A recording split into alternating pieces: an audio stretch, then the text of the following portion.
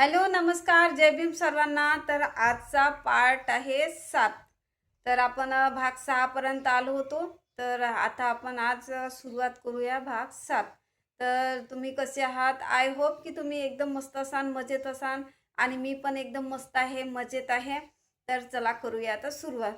तर तो माणूस स्वभावानं सुरुवातपासून मुळातच त्याचा स्वभाव तसाच होता. तर तो स्वभाव कोणीही काही बदलू शकत नाही. कोणीच कोणाचा स्वभाव बदलू शकत नाही. जो मुळातूनच जसा असला ना तसाच राहतो. तर मी त्याला खूप प्रयत्न केला सुधारायचा, पण सुधारला नाही. तर त्याला सुधारायचंच नव्हतं. त्याला सुधारायचंच नव्हतं. ज्या माणसाला सुधारायचं राहते, ज्या माणसाला आपल्या घर परिवाराचं महत्त्व समजते ना, तो माणूस आपल्या आणि ज्या माणसाला जिव्हाळा राहतो, तो माणूस आपल्याआप सुधारतो आणि आपल्या परिवाराला घेऊन चालतो. त्याला सांगायची गरज नाही आहे, समजावण्याची बी गरज नाही आहे. त्याला समजते का आपलं घर, परिवार, आपले लेकरं, बायको हेच आपली दुनिया आहे असं समजून घेतात. पण ज्या व्यक्तीला अशी काही मोह माया नसते ना, तर तो माणूस कधीच जन्मात सुधरू नाही शकत. तो 7 जन्म जन्म घेईन, पण तरी तो माणूस सुधरू नाही शकत. चला असो, तर ते आता समजावा का तो माझ्या नशिबात असन. जिथपर्यंत माझ्या नशिबात लिहिलं होतं तिथपर्यंत त्याचं होतं लिहिणं माझ्या. तर आणि खरं सांगतो माझं ना म्हणजे नशिबावर विश्वास बसतच नाही. कारण थोडाफार आहे, थोडा नाही पण आहे, दोन्ही पण आहे. कसं मी एकदम निर्णयच घेऊन घेतला. पहा तेव्हा पैसा आला नव्हता, काही नव्हता. मग पैसा आला. मग मी त्याला मग पैसा आला म्हणूनच सोडलं असं नाही. त्याला पैसा असून बी, वेगळी राहून बी तरी त्याला मी चान्स दिला होता बरं. मग हो. तर सोडून आली ना मग पुन्हाच तेच चालू मला नाही पटलं. आणि मला सुरुवातपासूनच मला असे घाणेरडे लोकं, शिवागार करणारे, बोलणारे, दारू पिणारे लोकांचा खूप राग येत होता. तर मग आखरीला मी मनावर तरी मी समजावत होती म्हणाले, की नाही आपलं जीवन आहे. किती झालं याला आपण सुधरू नाही. सुधरणं तर चालेल पण तरी आपण याच्या घरी राहू. पण कसं आहे माझ्यामध्ये ना सहन करण्याची क्षमताच नाही आणि मला ना पहिल्यापासून कोणी कोणाला बोलत असलं ना, वाईट बोलत असलं मला खूप बेकार लागते. खूपच बेकार लागते मले. म्हणजे माझा स्वभावच तसा आहे. जे वाईट नेचरचे, वाईट स्वभावाचे असले ना, तर त्या लोकांच्या ना मला खूपच राग येते. तर मग मी सोडून दिलं. मग आली मी इथे. तर इथे आली तर माई खूप त्रास देत होती मग. तर रडत होती. मग त्याला बोलवलं. अ, नाही ही गोष्ट तर झाली होती. पहा मी विसरली होती. तर ते झालं, सगळं झालं. त्याला इथून हाकललं होतं. ते सगळं झालं आणि मग नंतर त्याने व्हिडिओ माझ्या नावाचा व्हिडिओ बनवून टाकत होता. Instaवर, Facebookवर, YouTubeवर त्याने माझा व्हिडिओ टाकला होता, की माझी बायको पळून गेली. की आम्ही दोघांना माझा भाऊ आणि मी दोघांनी हाकलून त्याला तो माझा व्हिडिओ बनवत होता. तर मग ते मी कंप्लेंट केली होती मग आणि तो मला गलत कमेंट पण करत होता. ते कमेंटचे ना मला सबूत पण आहे माझ्याजवळ. तर म्हणजे स्क्रीनशॉट पाडून ठेवले होते. खूप बेकार ₹200 ला विकत घ्या, असा-तसा आणि खूप म्हणजे गंद्या-गंद्या बोलत होता. मेसेज करत होता मला म्हणजे कमेंट करत होता Facebookवर, Instaवर. आता मग मी त्याचेवाले सायबर कंप्लेंट केली होती. तर ती मला करता येत नव्हती. तर मग मी मोठे माझे जिजाजी आहेत त्यांना सांगितलं, "जिजाजी," म्हटलं, "मला त्याची कंप्लेंट करायची आहे. तर मला तुम्ही करून द्या," म्हटलं, "कसं करायचं मला ते सांगा," म्हटलं. तर मग मी पोलीस ठाण्यामध्ये गेली. तिथे बोलणं झालं आणि मग मोठे जिजाजीने जे ऑफिसर आहेत ना मोठे वरचे, तर त्यांच्यासोबत सायबर जे आहे त्यांच्यासोबत गोष्ट केली आणि मग कुठे मग त्यांना पण बोलावलं आणि मी पण गेली. मग हे सगळं सबूत मी दाखवला, स्क्रीनशॉट पाडलेले मग ते काय म्हणते ते अ, आणले काढून प्रिंट काढून आणले आणि मग ते पोलिसांना दाखवले. मग तो पोलीस ना इतका चांगला आहे, इतका चांगला आहे. आता बी मी कधी त्यांना फोन केला ना, तर पटकन तो फोन उचलतो आणि मला सांगतो. तर आणि तो मला विसरला नाही आणि म्हणजे तो आमच्याच समाजचा आहे. आमच्या समाजचा आहे म्हणून नाही. तो म्हणजे कसं आहे म्हणजे कोणी-कोणी आपले म्हणजे बाई जातीचं दुःख समजून घेते. समजून घेतो. तो पोलीस ना इतका चांगला आहे, खूपच चांगला आहे. तर खूप सपोर्ट केला त्याने बी. तर मग खूप मग त्यांनी समजवलं, मग त्याला मारलं, सगळ्यांनी मारली डबल बी. देख पहा, तेव्हा तर कंप्लेंट केलीच होती, तेव्हा तर पोलीस ठाण्यामध्ये ते रिपोर्टच केला होता, ते वेगळं. आणि मग पुन्हा अजून मग मग इथून मग मी रिपोर्ट दिला ना, तर तेव्हा मग सायबर कंप्लेंटचे. तर मग खूप पोलिसांनी बी मारलं, 2-3 वेळा 2-4 झापडा त्याला मारलं. म्हणजे थोडी बोर जास्त मारहाण नाही केली, थोडंसं मारलं. मग त्याला खूप दबकावलं, हे ते. मग तू काऊन असा करतं, काऊन ते तू कमेंट काऊन करतं. आणि एक म्हणजे मेन ती गोष्ट ना मला खूप खूप म्हणजे विचित्र गोष्ट झाली होती.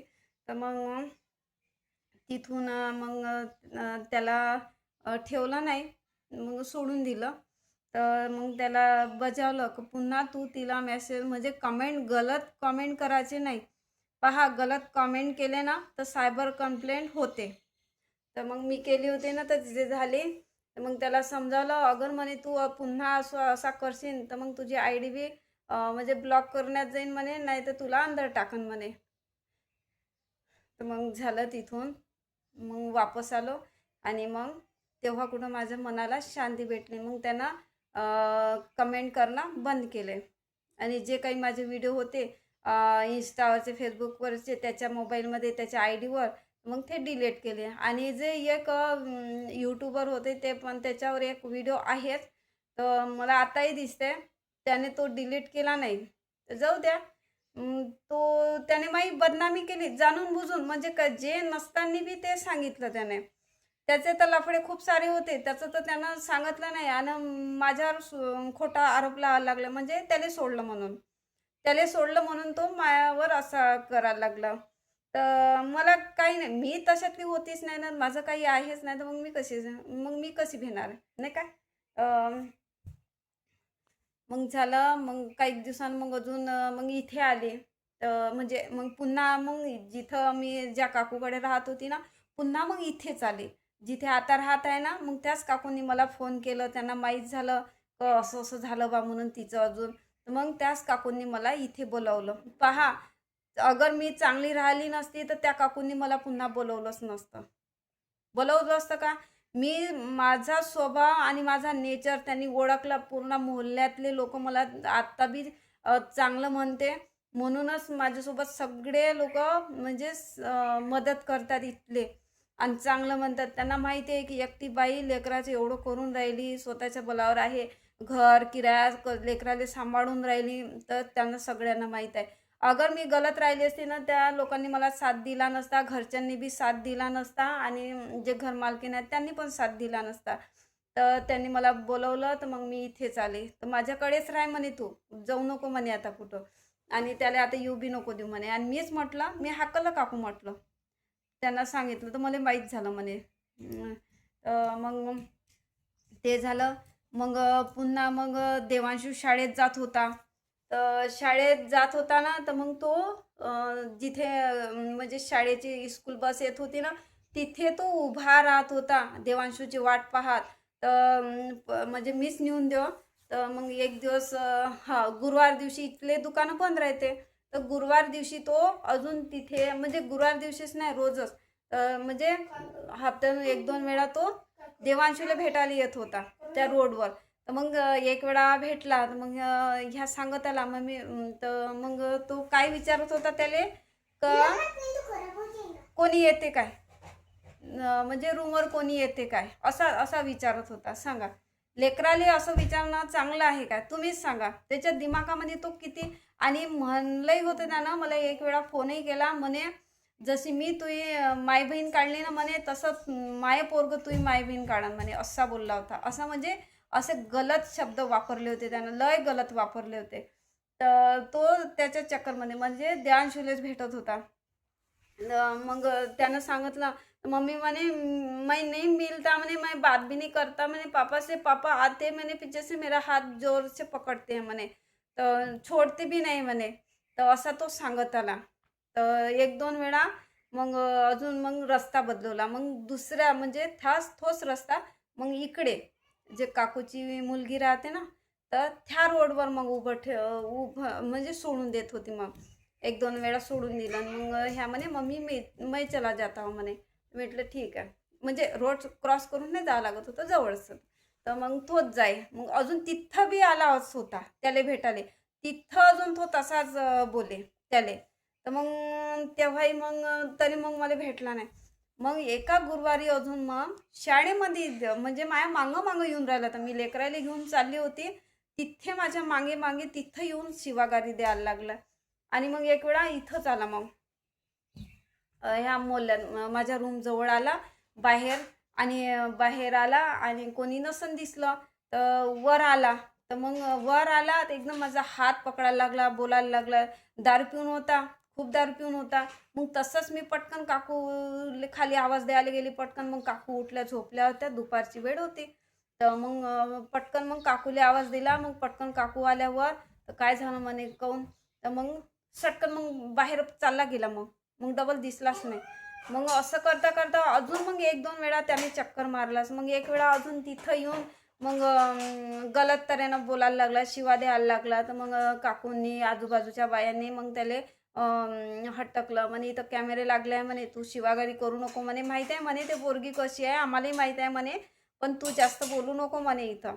तर तू चांगला आहे तर तू राह म्हणे तिकडे, काली तिच्या मागं फिरतं म्हणे. मग असं तसं बोलल्या सगळ्याजणी मला सपोर्ट. खरंच सांगतो ना, ह्या मोहल्ल्यातल्या बायांनी मला खूप सपोर्ट दिला. सगळ्यांना मी काकूच म्हणते. तर मग चालला गेला. मग तो तिथे म्हणजे ज्या रोडवर तिथे बसला राहते. आणि इथे ना कोणी येईन, घरी बी येईन ना, तर इथे कॅमेरे लागलेच आहे. माझ्या घरी नाही तर रोडवर कॅमेरे लागले आहेत. जो बी कोणी येईन तर ते दिसते माझ्या रूमवरचं. तर तो असा मग एक वेळा मग अजून माझ्या बहिणीला फोन केला. तिलेच सांगायला लागला, नाही म्हणे 11 वाजता कोणीतरी आलं म्हणे तिच्या रूमवर, मी पाहिलं म्हणे. मग तू पाहिलं तर मग सबूत दाखव ना, कॅमेरे आहे. मग अगर आला असन तर मग इथे कॅमेऱ्यामध्ये मी पाहतो. मग मी तुला दाखवतो कोण आला होता, कोण गेला होता म्हणून. तर दिसतेच म्हटलं. तर मग तर तिले तसा मग तिनं मला सांगितलं. मग तिनं तिला हटकलं. तेव्हा तर तिने जिजाजी म्हटलंच नाही. मग डायरेक्ट मग ह्या गलत सुलत बोलायला लागला म्हणजे मग तिनं मग तेही बोलली. मग ते झालं. आणि मग तिनं मला सांगितलं असं असं म्हणते म्हणे. म्हटलं हा आला असं तर इथं दिसतेच म्हटलं, कॅमेरे लागलेच आहे म्हटलं. मग अजून म्हणजे म्हणजे इथचे लोक बी तसेच आहे असं बोलायला लागलं. म्हणजे पहा, स्वतःची नियत खराब होती ना, तर म्हणजे माईकडून जे बी सपोर्ट करतात ना, तर ते बी लोक तसेच आहे असं म्हणायला लागलं. तर मग ते झालं. मग आलाच नाही. मग आता तेव्हाचा येऊन नाही राहिला. आता येते ना तर त्या बसस्टॉपवर म्हणजे शाळेमध्ये जाते, उभा राहते बाहेर. तर एक वेळा अजून मला दिसलाच. तर असा म्हणजे माया मागंच फिरून राहिला तो. त्याला किती तेव्हाही समजवलं, तू माया मागं फिरू नको म्हटलं, तू माया लायकीचा आहेच नाही म्हटलं. अगर तुला माही कदर राहिली असते तू इतक्या भार वागलाच नसता म्हटलं. नाही का, बरोबर आहे ना. अगर ज्या माणसाला बाईची लेकराची कदर राहते, जीव राहते, जिव्हाळा राहते ना, तो माणूस चांगलाच राहतो कधी. आणि त्याने म्हणून कधी माफी मागितली नाही. नाही म्हणते मी गलत आहेच नाही म्हणते, तर माफी त्यानं मागितलीच नाही.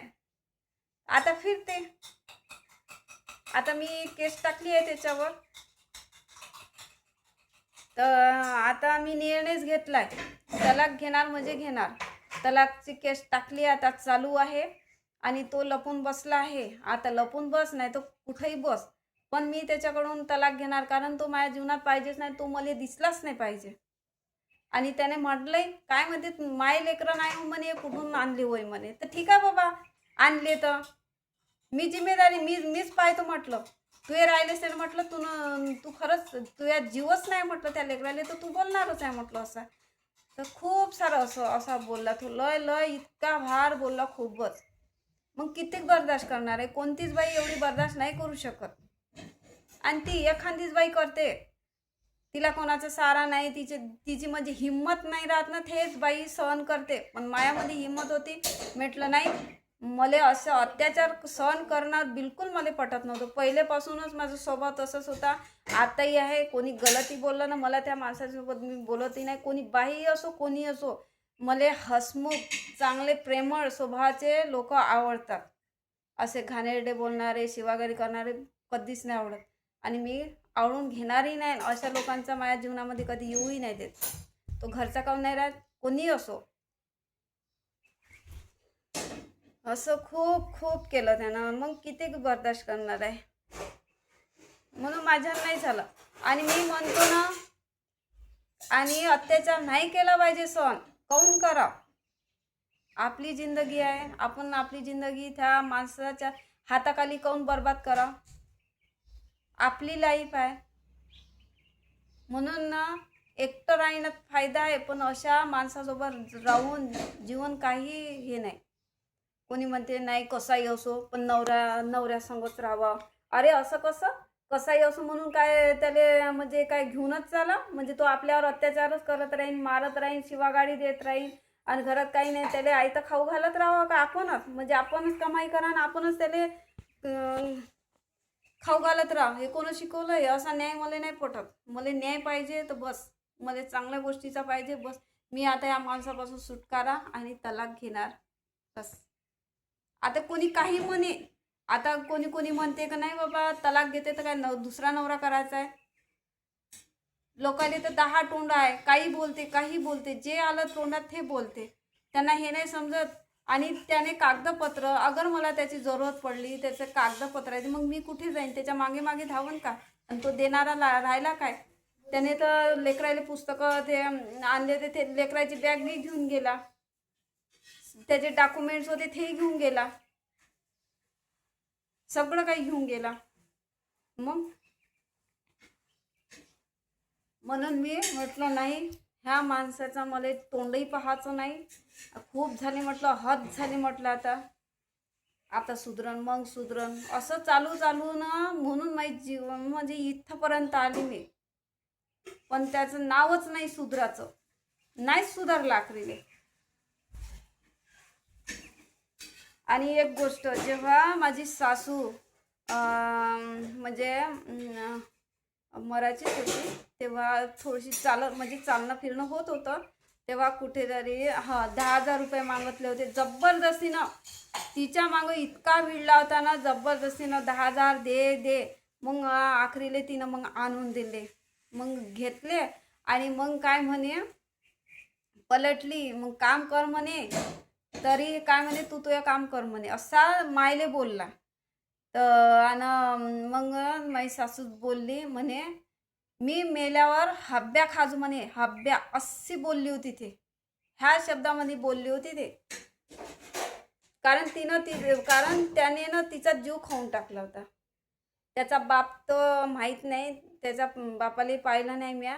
पण माझी सासू सांगत होते, खूप खूप परेशानी भोगली म्हणे, तरी सुख नाही होतं म्हणे. तर इथं तिथं काढले म्हणे दिवस, तरी मग आखरी मग तर दारूनच, माझ्या सासरा बी दारूनच मिले म्हणते. मला माहीत नाही तेवढं. तर माझी सासूच सांगत राहे, मग सांगत राहे अशा काही गोष्टी. तर मग असं झालं. तर म्हणून कने, म्हणून ह्याही नाही सुधारला, याले बी कदर नाही. असं आहे. मी कोणाच्या बाऱ्यात काही बोलत नाही ना, त्याच्या परिवाराचं काही बोलत, मी त्याच्या परिवाराशी मला काही मतलब नाही. मी म्हणजे यालेच सोडला मी, तर मग त्यांच्यासोबत बोलून काय करू? आणि बोललं बी तर ह्या त्यांना शिवा देते, तर तुमची कोण होय, मग तुम्ही काहून तिला फोन लावला, असं तसं. म्हणून मी म्हणतो, कायले मी इकडे आली, त्याला सोडलं, तर मग तुमचं भांडणं कशाला बाबा, तुम्ही चांगले राहा, नाही का? म्हणून मी त्यांना कोणालाच फोन नाही लावत. तर त्यांना मी कोणालाच फोन नाही लावत. अगर कोणी फोन लावलंही तर मग थोडं बोलून घेतो. पण आजपर्यंत त्यांचे फोन वगैरे कोणाचे आले नाही. आता किती झालं, त्याच्या परिवारातला होय, त्याच्यासाठी तो बेवडा असो कसाही असो, त्याच्यासाठी तो चांगलाच आहे. आणि बायको किती चांगली राहील ना, तर बायकोलेच गलत म्हणते. सोडून गेली तर नाही, मग तिचं दुसरं काही असं म्हणून हे सोडून गेली, अशापर्यंत जातात. म्हणून ना, मी कोणासोबत नाही बोलत. मी माझे आई बाबा आहे, माझे भाऊ आहे, आणि जिथे किरायाला येतो आसपासचे हे लोक आहे, बस. असं आहे. म्हणून काय कोणासोबत बोलावं, असं झालं. माझे जीवनावर खूप बितली, लय झालं आता. आणि तेव्हापासून ना, खरंच जेव्हाची काडी मारली होती डोक्यावर, तर तेव्हापासून नाही ह्या एवढा भाग दुखते आता बी. म्हणजे असं झोपावणं असं चटचट लागते.